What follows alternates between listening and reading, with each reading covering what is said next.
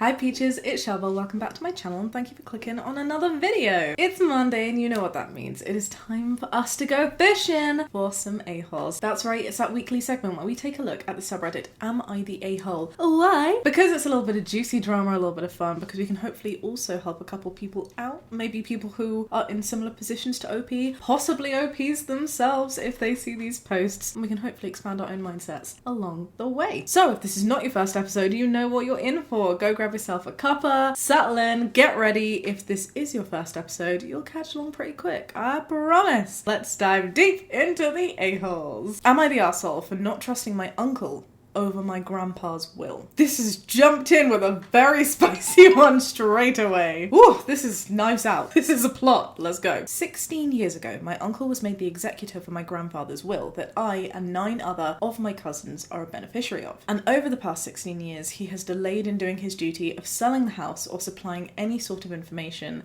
on the financial status of my inheritance. He refuses on multiple occasions to give me paperwork, and he said that he can do whatever he likes with the will as he is the executor. Okay, so I read that very differently. When I saw the first sentence, it was like 16 years ago, my uncle was made the executor of the will. I was thinking, well, grandpa's still alive. He's told everyone, uncle will be the executor when I pass. But no, that's not what's happened. Grandpa has very sadly passed away, and it has taken uncle 16 years. 6 years! To do anything with the will. And that is a really long freaking time. Unless it's being held on trust for like children for when they come of age. I mean, Opie doesn't seem to tell us how old they are throughout the post, I don't think. That's a long time, right? That's a really long time to sort out a will. This delay and unknown financial element has been a nightmare for me over the years, causing stress and hindering my ability to apply for financial loans. Okay, so is OP saying that because of the will, they don't know how much they're about to inherit or potentially inherit, and so they don't know what their financial status is and whether they can apply for loans? Is that what OP's saying? Because if it is, that would be very sad, and it seems that not only has it taken 16 years to process it, you also know that it's being split between 10 people, but you don't know how much you're getting or what you're getting, because it might even be that it's not monetary, right? That's a boggle. All right, things came to a head today as out of the blue I was informed that the house was sold. Okay, so it is monetary. The paperwork forwarded to me was unprofessional, the accounting was calculated wrong, the layout was deliberately confusing and vague,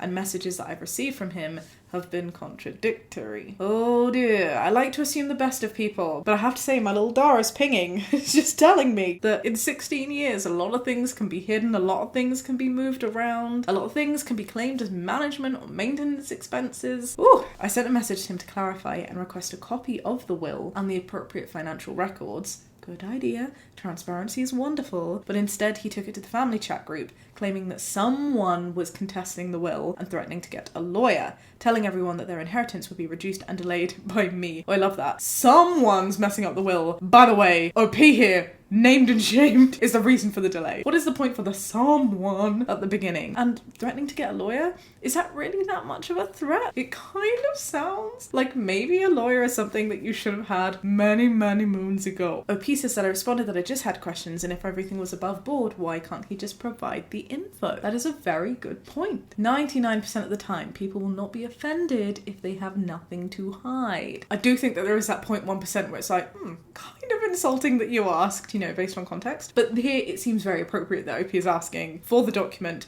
that seems to concern all of them. I sort of would have assumed that everyone would have received a copy of the will anyway. Like the executor and other people who are the beneficiaries, especially if it's taking 16 years. With my background in studying law, practicing for a very limited amount of time, but practicing and helping my loved ones out as well, that's been very standard practice. But again, if you've got nothing to hide. OP says my entire family basically lampooned me. What a word. Telling me that I'm disgusting and greedy and that I'm wrong for questioning my uncle and not trusting him. They say that I should be grateful and say nothing.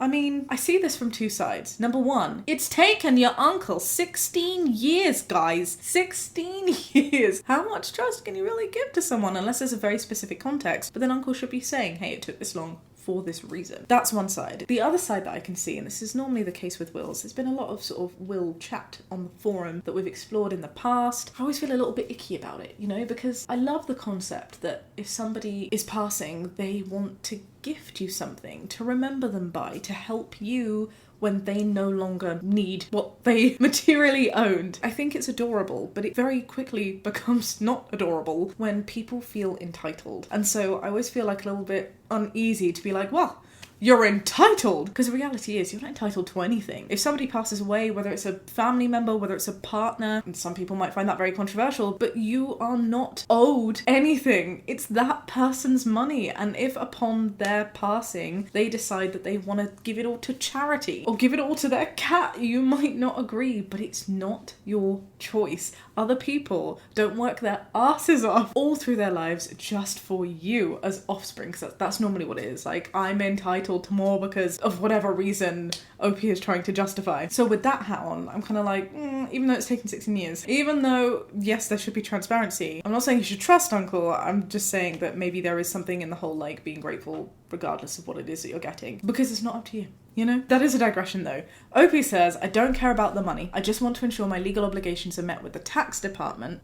And I get the feeling that my uncle might be embezzling money from my inheritance. I mean, 16 years! Also want to point out here that in these kind of situations, I'm just being honest with you. I'm just being human. If I have been named in a will, I've been waiting 16 years to find out what is in that will, I would be curious. I would be caring a little bit about the money. And it's okay, OP, to say that you care a little about the money. It doesn't make you look bad. In my opinion, it just makes you look very human. But I can also understand the fear of the tax department and meeting your legal obligations. Having said that, surely, this is me assuming that tax departments and the government are reasonable and consider individual cases. I'm thinking surely you wouldn't be taxed on something that you didn't know you have and that hasn't been given to you yet, right? So if it's taken 16 years for you to get the inheritance, surely they're not going to be like, oh, well, you know, you didn't pay your inheritance tax on the 16 years and now you have all of these fines and all of this interest to pay because you had no idea. Regardless, so I get why you would want to know. And the question is, am I the arsehole for thinking this about family member and not trusting him? No, I don't think you're the asshole. Even though that's a very spicy one to start with, I feel very strong in this conviction. You are the beneficiary of a will. It has taken an exceedingly long amount of time. There shouldn't be anything to hide. If the will is the will and your uncle is doing things as per the will, why not just show you the will? And you know what? Out of the other 9 beneficiaries on that chat, I bet you that you're not the only person who has seen this and who's been raising an eyebrow like 16 years. Inconclusive, contradictory records. I'm sure that at least one other beneficiary is going to be grateful that you've asked. That is my verdict. What do you think? Do you agree? Not the arsehole. You're waiting 16 years for this inheritance. I'm sorry, I can't not see it as anything other than Bob's Burgers. 6 years! I'd have called for a lawyer after just 2 years of grieving, especially as the house is now sold and everything looks a bit fishy. What do your cousins think? And this commenter suggested telling the uncle that it's because you're afraid of legal and tax fraud that you want to get the real paperwork or potentially hire a lawyer. I definitely think that it'd be a good idea to get third parties involved. You'd be so surprised at the number of cases when I was practicing and also when I was studying, to be fair, that all started with, you were a wonderful family. We never thought we'd be in this situation. Babe, nobody expects to go to court. That's not true. Most people don't expect to go to court. Relationships break down. That's why the law is there. And I definitely think in matters as complex as this, I'm just wanting to shake you and be like, oh, OP, I just wish you'd done it sooner. 16 years! Not the arsehole. He's hiding something. Providing copies of the will to all beneficiaries is just common sense. Surely that would have come up in the paperwork, right? Especially, like, I think about my will. Like, I would expect the beneficiaries to all be able to read my words that I've given them. Anyway, let's see if the spicy level continues. Am I the arsehole for denying my dad's partner a beauty treatment?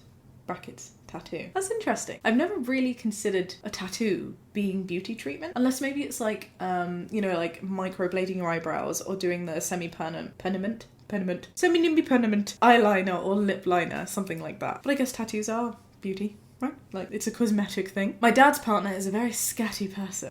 Lampooned, scatty. These are words that I haven't heard in a very long time. Used in these ways. When I think scatty, I think, is it scatty? You know, when people are like, ba-ba-doo-ba-doo-ba-doo, ba-ba-da-ba-doo-ba-doo. Is that scatting? She often ignores instructions and assumes that she knows best. Oh, we've got a Mother Gothel on our hands. Great. Now I'm the bad guy. Her children have had to have very invasive and painful dental treatments. Oh, dental stuff freaks me out so much. Painful dental treatments. Because she wasn't consistent enough with making sure that they brushed their teeth. Oh, That's kind of sad. It is sad. I don't know why I'm being so, like, picky. But, you know, if we're gonna be doing this and potentially judging people, I don't want to judge people for no reason. We're doing this because it's fun to learn and also unlearn. I don't just want to, like, judge for the sake of judging. So I'm like, there's 3 sides to every story, yours, theirs, and the truth. I bring it up every so often, but we know that this counts for every single Am I the Arsehole, right? I often see comments where people are like, God, Shaaba, do you have to keep saying that? Yes, I do. But my point is we need to see the context, like, how old are the kids? Were there other parents involved? Did you as a child, like mother to the child, tell them growing up? Because, you know, as an adult, if you're choosing to then not brush your teeth, is it really mum's fault? But then the fact that it's multiple kids, invasive and very painful. Brushing teeth is typically something that's younger, one can assume. I'm trying to be the optimist. Let's read on. I specialise in permanent makeup, says OP.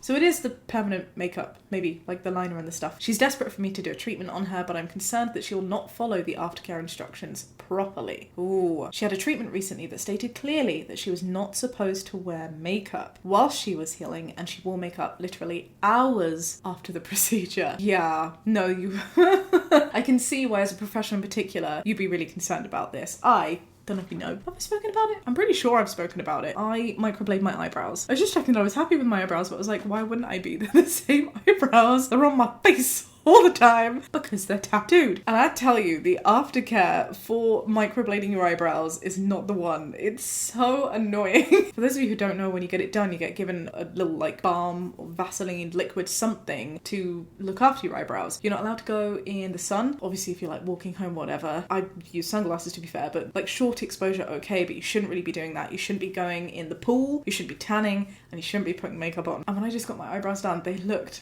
amazing. I was so happy. I was like, oh, this is incredible. And then day like 3 comes around where they start to scab, because that's what tattoos are, right? And then the scabs start coming off. And when I say they look a certain kind of way, they really do. And then it makes your face look a certain kind of way. I'd wake up in the mornings. I also put a face mask on because the person, the artiste, advised that if you wear an eye mask, it heals faster and also better. So yeah, I'd wear an eye mask, and when I'd take my eye mask off in the morning, you'd just see like the crumbles just everywhere. Just makes your face look really kind of weird. And the very first time that I did it, I had a big event, like a red carpet event to go to on like day 4. And I was like, oh, it's fine.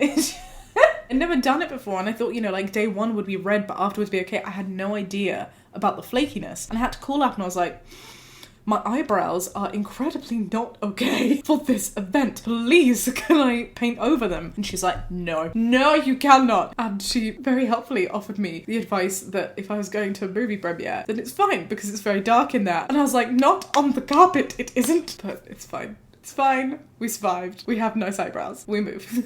Story time with Shaaba. Oh, and I should probably mention that the reason for not putting makeup on, the reason they advise against it, is because tattoos are cuts, right? It's piercing your skin, and anything that breaks the skin is prone to infection. Tattoos can get infections, especially when you're dealing with things like hair, you know? You want to keep those areas nice and clean, nice and healed with a little healing balm. Give it love. Don't suffocate it with extra makeup. And makeup specifically when you're using brushes that have been on your faces before, because everybody knows we don't clean our brushes as much as we need to. Using makeup that we don't throw away as often as we probably should, like, it is just asking for infection. So no, seriously, don't want to do that. She also, says OP, wanted me to do it at home for her, which I will not do because there is no way that I can guarantee that there'll be the necessary standard of hygiene for this procedure, and I'm not licensed for that. I'm concerned that if I do it, she'll get some horrible infection and I'll have my business's name attached to it. I'm not comfortable with it, but I'm also concerned that turning her down will cause tension. Am I the arsehole? Again, it feels very clear to me that no, OP, you are not the arsehole, but it's very easy for me to sit here and pop up my little electric badges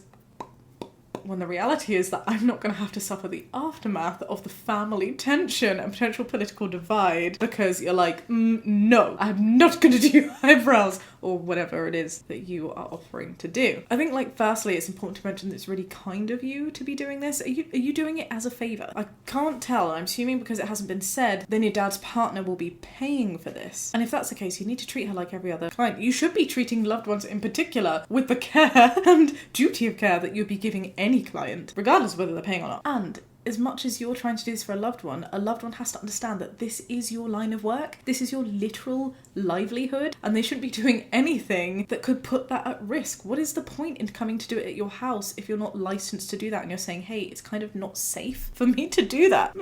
You're the expert, not your dad's partner. And I think that's probably the biggest issue for me, over and above the fact that, you know, you're like, oh, well, you know, I saw that you didn't do the aftercare properly then, so I'm not sure you're going to do it now. That feels a little bit funny because you can't, I don't know if we can judge people based on their past actions too much. It might be that you say, look, I will only do this if you really truly follow the aftercare. And if she's like, no, you know what? I absolutely promise I will. I know I didn't in the past. Thank you for bringing that up. I absolutely will, because I understand this is very important to you. Then can you really be like, at that point, no, I still don't trust you? Like, if that would feel a little bit unwarranted, you know? But that coupled with the fact that she's not respecting your license and the legalities of where you can practice and the hygiene for her benefit, the benefits of your clients, I don't think you're the asshole for saying no on these terms. Also, if you're not comfortable with it, you're not going to do a great job. I would not want anybody doing anything that is permanent tattooing to my face if they were not comfortable with doing it, even if that's for a not so fantastic reason. And I'll give you an example. I went somewhere for my eyebrows. Long story short, I had to find a new person who was a little bit closer in a place that I used to live. I reached out to a bunch of people, and there was one specific place, I will not name names, so I will not go into messages too much, but long story short, they were like racist. They were not okay. And it made me feel some kind of way that wasn't a fantastic kind of way, but at the same time, I was really glad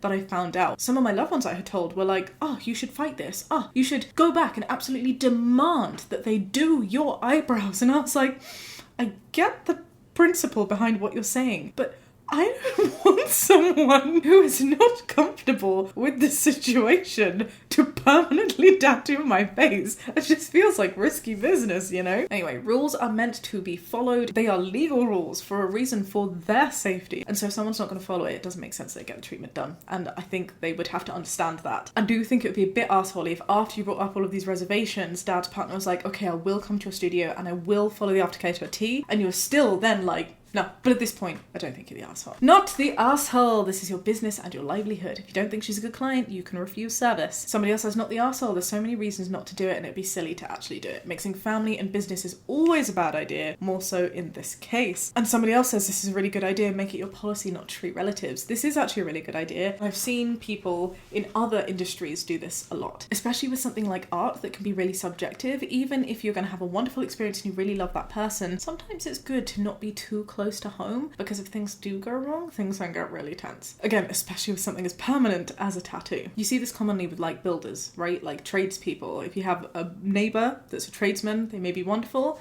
but don't ask the neighbour, because if things go wrong, when there's tension, you're not going to be able to have that impartial client-provider relationship to be able to provide feedback without those family ties getting in the way. Food for thought. I'm not saying it doesn't work all the time, it's just something to keep in mind. Not the asshole, I can't do it, but I can recommend someone who can. Here's the name and contact info. Yeah, that's a good idea. You can pass it on to someone else. Some people might think, oh, that's so unfair. Why would you pass it on to somebody else if you don't want to take on the case because that person's so tricky? Why would you subject another fellow artist to something so tricky? Reality is, if she's not going with you, she's going to want to get it done with someone else anyway. So it might as well be with someone that you trust. And also, if it's someone totally impartial, there are so many disclaimers that you need to fill out anyway. You know, you fill out something to say, I will follow the aftercare instructions. And if I don't, on my head be it. On my eyebrows be it. And of course, those waivers could help OP in these situations as well. It doesn't really help the fact that she's trying to do it outside of the license area, which is not okay. We don't want to blur those boundaries. All right. Am I the arsehole for crying over my birthday dinner? Oh, hello Reddit. I'm in love with this OP already. They're so kind. I've never seen it addressed as a letter before. Dear Reddit, dear diary. I'm a 17-year-old girl who just turned 17 a week ago. Happy birthday, my love. 17 is a very special number. I hope it's a magical year for you. It sucks that you're starting it off on an Am I the Arsehole post, but I'm sending positive vibes. It's going to get better from here on out. For some context, my brother, 23, is a soldier in the army and just so happens to be visiting us for my birthday. It was just the three of us for a long time, but my brother, like our father, decided to join the military. My brother is my mum's favourite child. He was star student, mama's boy. I was more like my dad, and he liked me more than my brother. He'd never admit it, but he did. So this was big for my mum to be able to see my brother again. Sadly, we lost our dad 7 years ago. Sorry to hear that. So we go out to our favourite restaurant to eat. Well, my favourite because it's my birthday. It's a Mexican restaurant. Good choice. And I love their bottomless shrimp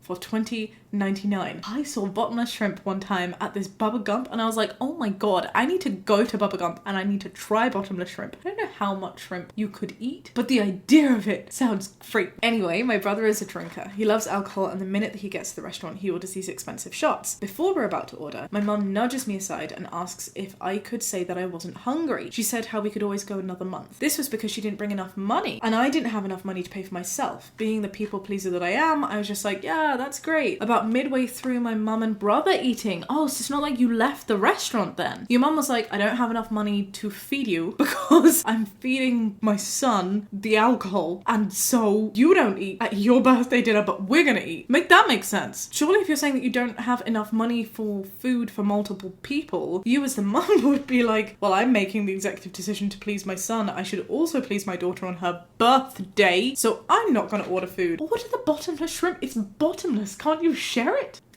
About midway through my mum and brother eating, I began crying, realising that I was missing my birthday dinner. When we got home, I just went to my room and cried, and I haven't really brought it up again. A huge regret and immense sadness that I didn't get my bottomless shrimp. OP, don't feel bad about crying about shrimp, because it's not about shrimp. It's about more than shrimp. It's about the principle. I do truly believe that. When I'd asked my mum about it the next day, she began to tell me how much of an arsehole I made her look in front of my brother, and how my father would be disappointed in me. And after a yelling match, my mum would then tell me that we weren't ever going there again. Am I the asshole? No, you are not the asshole, my love. You deserve your bottomless shrimp. I hope you manage to find a different loved one who treats you a lot better, and that you can go out and you can get your bottomless shrimp because you deserve it. Oh, I'm so sorry this happened. And look, I get it. Sometimes people are working on tighter budgets, and if that's happening and your brother's back, it's your other child's birthday. You should be saying to the brother, hey, I can't quite afford that. We should be prioritizing your sibling. How about you get those shots next time? Or, brother, who's in the military, clearly earning a salary, why don't you get it yourself? I can't afford it. You're paying for those shots, babe, because I need to buy your sibling birthday shrimp. Not the asshole. Your mother favours your brother, obviously. Even if you joined the military and whatnot, this was your day and you had plans. Horrible parenting, and your emotions are 100% valid. Absolutely. Someone suggested that OP should sit down and discuss how she feels, and OP says I can try, but she doesn't listen, or she spins it around, or somehow makes herself the victim. She doesn't like being confronted with what she's done wrong. Sounds to me like you may be in a bit of an emotional situation where your parents not parenting right, and I'm so sorry that's happened. I don't know if that's because perhaps mom does have a favouring thing that is being so obvious that it's affecting her parenting. Perhaps it's because she's grieving husband. Maybe the bond between you both was so tight, she feels kind of envious, or maybe a disconnect, or a reminder through you. But regardless, none of that should mean that she doesn't parent well. They ate, but you didn't. This is something I still can't get over. Your brother had shots, but you didn't get food on your birthday. If this is correct, not the asshole. So you didn't eat and you sat and watched them eat and drink, not the asshole, birthday or not. And OP says, which is why I think I might be the asshole, because I technically offered to give it up, only to cry about it. No, OP, that is not the case. You unlearn that little mindset right now. This is exactly the kind of thing that children brought up in emotionally manipulative scenarios end up thinking, oh, it's my fault. I took on the responsibility. I offered, and now I'm upset about it. You only offered because you were very strongly encouraged. You were forced to do that. And not just on this night. I would hazard a guess, based on how you feel guilty, you're taking on the guilt for it, that this has been a long-term thing where your mum's playing victim and you are the one that feels like you need to be taking responsibility on things, and then feeling upset about the decision, but also not feeling like you can be upset about the decision because you chose it. In these sorts of family situations, these shouldn't be your choices. This is a bad parenting move on mum's part, and you are totally not the asshole. I wish you the best birthday, and I really like the fact that on the forum I'm seeing people being like, oh, let me send you money, I will buy you the birthday shrimp. It is so sweet. OP's very courteously declined these, which just shows how much OP deserves the shrimp. Manifesting shrimp for you, my love. Shrimp and a better support network. Happy birthday. Alright, do we have time for one more? Let's do one more. Am I the arsehole for having inappropriate content on my laptop? I'm an 18-year-old boy. I had this laptop when I was, I think, 15, and I haven't used it since I got a new one because it's a bit slow. Like, genuinely forgot it existed. We've all been there. Oh no. Anyway, my mom found it somewhere, the title just clicked, and gave it to my brother, aged 11, who then told her that it opened up onto a website. So if she ever went through the history of something, that she knows that it wasn't him. I don't know how this is even possible. Does restoring tabs still work after 3 years and multiple updates and restarts? Yes. If you're still logged in, it will. History doesn't just erase itself, unfortunately, if politics is anything to show us. Ooh, I never bookmarked anything and I was never addicted. So what the hell, lol. I don't know what to tell you, my love. Data footprint doesn't work that way. It's not compost. It doesn't biodegrade with time. I don't think that he was just saying that because he was doing it and got scared after, because I was definitely using it for that when I had it. Our mum then had a go at me because I should have remembered that that was the last thing I was using it for. She said I should have remembered when she asked me for the password and asked to have it for a bit. Is it realistic? I don't think so. I'm gonna go no arseholes here. This feels like a very small deal in the grand scheme of things, in the scheme of wills, in the scheme of emotional manipulation and family networks. It seems like you just made a mistake, my love. You're 18, you're 15 at the time, it's gonna happen. Mum should know that things like this are gonna happen. And at the age of 11, I'm very much hoping that your brother is being involved in some kind of sex ed at school and understands how some of these things work. Granted, definitely not something that I would want my 11-year-old brother to see, but it happens. What can we do? I don't think you're the asshole for making a mistake. Was it bad? Yes. Did you mean it? No. We say sorry, we move on, and in the future, we remember to wipe our laptops. Not the asshole, but your mum and you should have done due diligence to check the laptop and wipe it before giving it to your little brother. You know what? It's on your mum as much as it is you. You were a 15-year-old boy at the time. You're 18 years old now. You're not gonna know if you haven't been using it for 3 years. So your mum really should have had that forethought, in my opinion. Not the asshole. It's one of the smallest deals I've seen on here. Oh, nice chill one to end with. Well, there you go. I hope you enjoyed this video, peaches. If you did, give it a big thumbs up, subscribe if you'd like to see more, and I'll catch you next time with another video. Be kind and have a great day. Bye.